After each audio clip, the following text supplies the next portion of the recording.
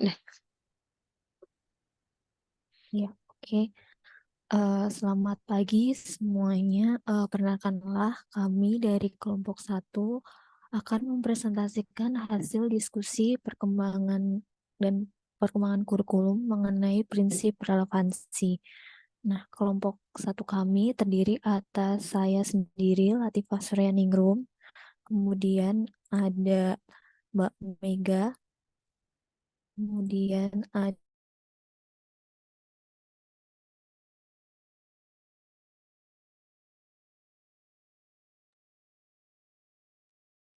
Mbak Puspita Ningtyas, ada Menteri Puspita Sari, dan yang terakhir ada Mbak Rustina Anggreni.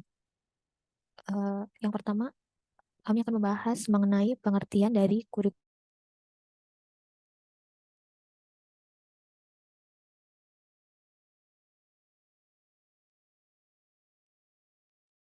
pelajaran untuk mencapai tujuan pendidikan.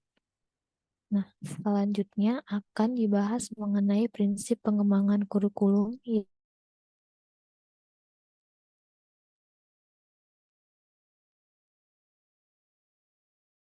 oke, selanjutnya itu ada prinsip pengembangan kurikulum. Nah, prinsip pengembangan kurikulum ini ada dua prinsip, yaitu prinsip prinsip umum dan prinsip khusus. Nah, prinsip umum ini dibagi menjadi 5 prinsip. Itu yang pertama ada prinsip relevansi, prinsip fleksibilitas, prinsip kontinuitas, prinsip praktis, dan prinsip efektivitas. Nah, untuk prinsip khusus sendiri, ini merupakan prinsip yang hanya berlaku pada tempat-tempat tertentu dan situasi tertentu. Prinsip khusus digunakan pada saat pengembangan kurikulum yang secara khusus. Nah, ini berisi tentang tujuan, isi, metode, dan evaluasi. Nah, selanjutnya akan dilanjutkan oleh Mbak Puspita.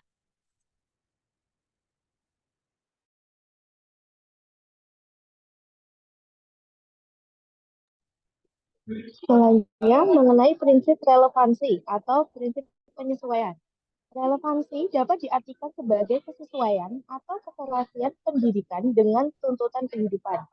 Pendidikan dipandang relevan bila hasil yang diperoleh dari pendidikan tersebut berguna bagi kehidupan, baik untuk dirinya maupun masyarakat luas. Artinya, kurikulum dan pengajaran harus disusun sesuai dengan tuntutan kebutuhan dan kehidupan peserta didik. Untuk selanjutnya akan dijelaskan oleh Mbak Rahma.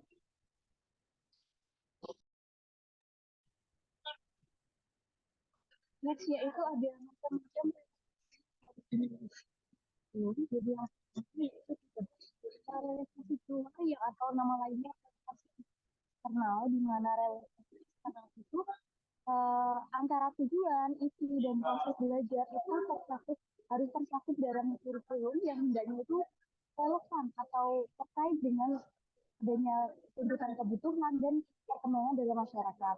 Kemudian yang kedua ada relevansi di dalam atau relevansi internal, di mana relevansi ini terdapat kesesuaian atau konsistensi antara komponen-komponen kurikulum sendiri yang meliputi tujuan, isi, proses, penyampaian, dan penilaian. Relevansi internal ini menunjukkan suatu keterpaduan dalam suatu kurikulum. Selanjutnya akan disampaikan oleh Rustina.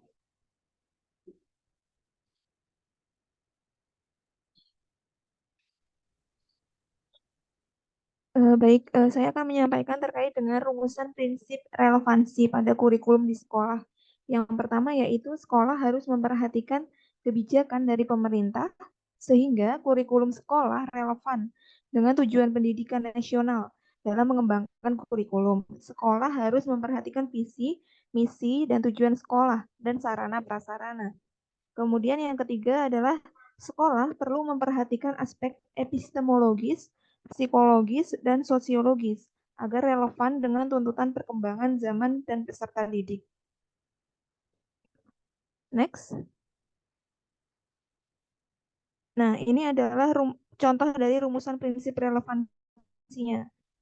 Di mana yang pertama mengadakan pelatihan media pembelajaran interaktif untuk guru terkait relevansi epistemologis. Kemudian yang kedua adalah memfasilitasi peserta didik mengembangkan bakat dan minat dalam akademik dan non-akademik.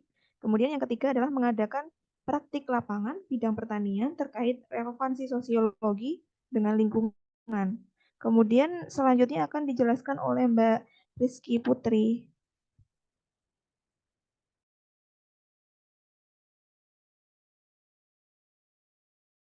Baik, saya melanjutkan mengenai implementasi prinsip relevansi. Nah, jadi dalam implementasi prinsip relevansi yang pertama itu menyusun alur pembelajaran menggunakan sebuah model pembelajaran yang relevan dengan tujuan pembelajaran. Misalnya saja jika tujuan pembelajarannya untuk menganalisis, maka model pembelajarannya bisa dengan discovery learning atau inquiry atau juga problem based learning. Kemudian menyusun asesmen pembelajaran yang disesuaikan dengan model pembelajaran, media pembelajaran, dan metode pembelajaran. Misalnya jika siswa menghasilkan sebuah produk. Okay, next.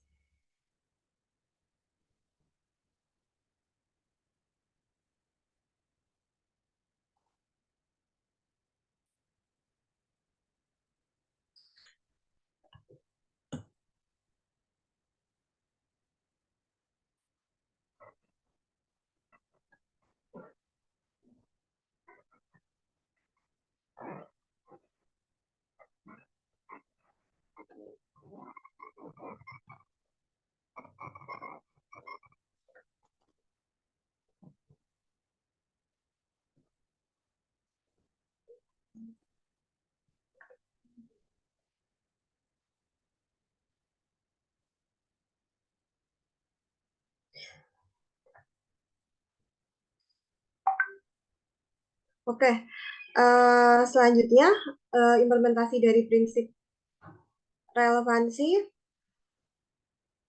adalah menyusun rancangan proses pembelajaran yang disesuaikan dengan perkembangan zaman dan nilai-nilai luhur budaya bangsa. Jadi selain tadi disesuaikan dengan tujuan pembelajaran, juga disesuaikan dengan nilai-nilai atau norma-norma dari budaya bangsa yang ada. Serta didik. Dan yang terakhir adalah menyusun media pembelajaran sesuai dengan perkembangan teknologi saat ini yang sejalan dengan tujuan pembelajaran. Baik, selanjutnya akan saya serahkan kembali kepada moderator, yaitu Mbak Latifah. Terima kasih. Baik, terima kasih Mbak Rizky.